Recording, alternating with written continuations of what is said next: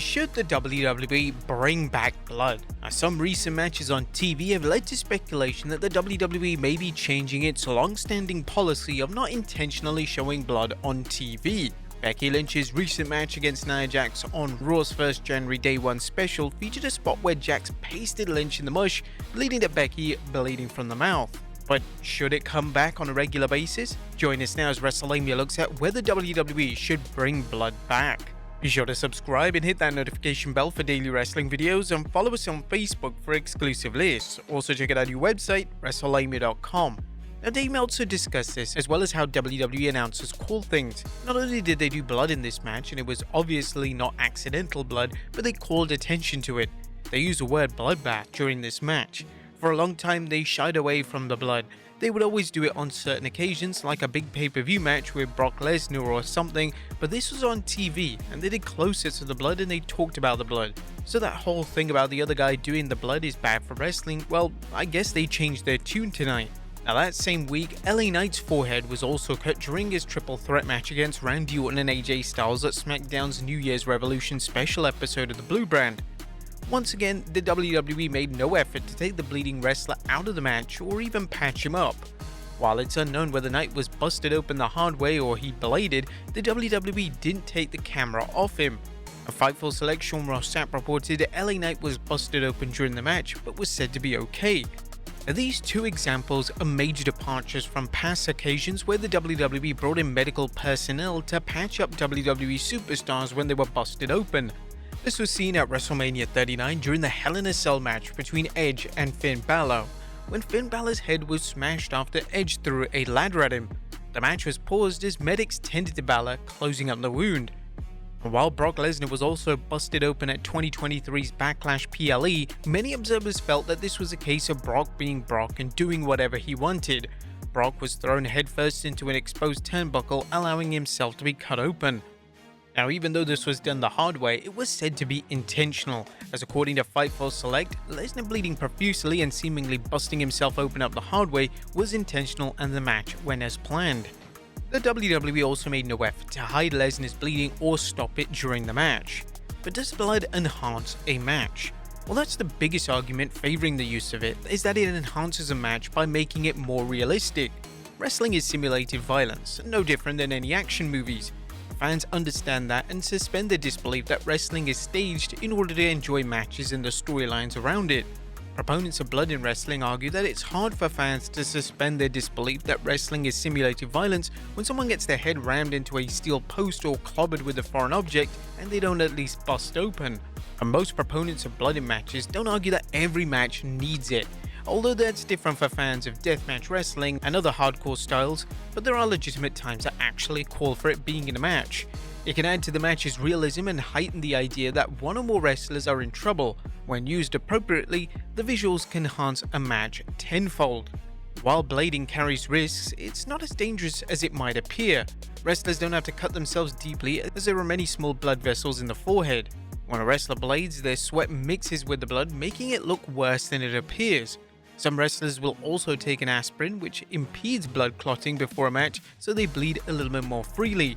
Wrestlers can also use bleeding with hardware shots, for example letting an opponent punch or elbow them until they bleed. These are just two examples.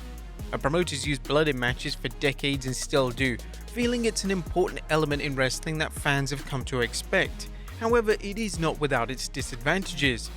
There are several disadvantages of using blood in matches. These include health risks, overusing bleeding, alienating certain members of the audience, alienating advertisers, and alienating TV partners. The health risks are obvious, as wrestlers risk being infected with bloodborne diseases as well as other infections.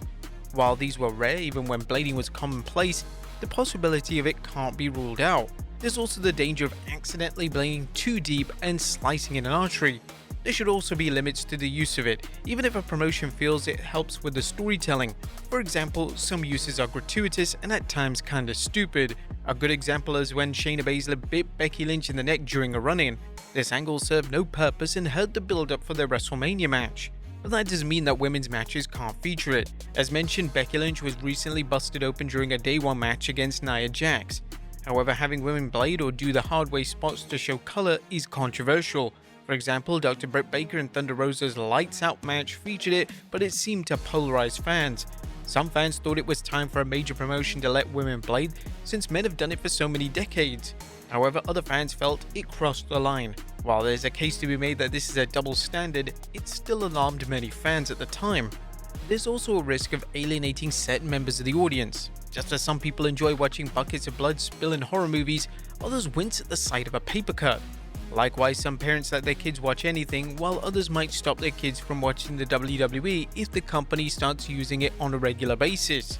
The WWE needs to be mindful of its advertising and TV partners. Advertisers can be extremely sensitive about this kind of content, going out of their way to avoid anything that comes close to controversy.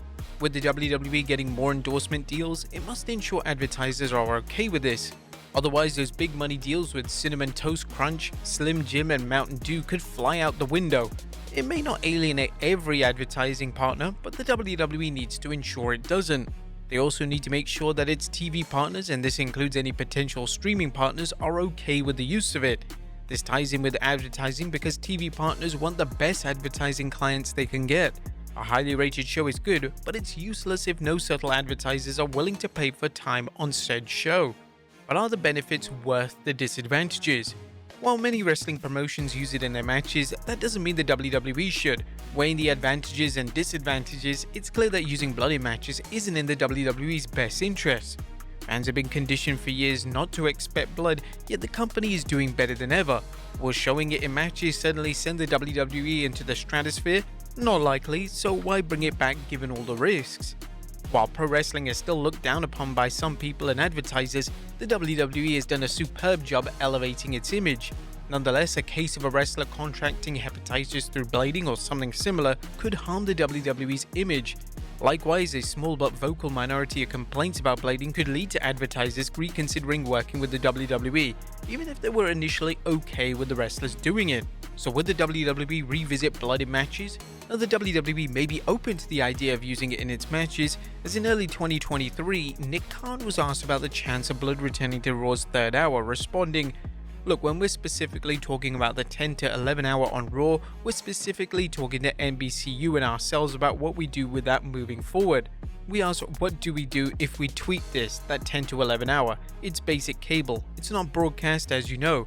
We think that NBCU would be supportive, but we're not on a final conclusion on that."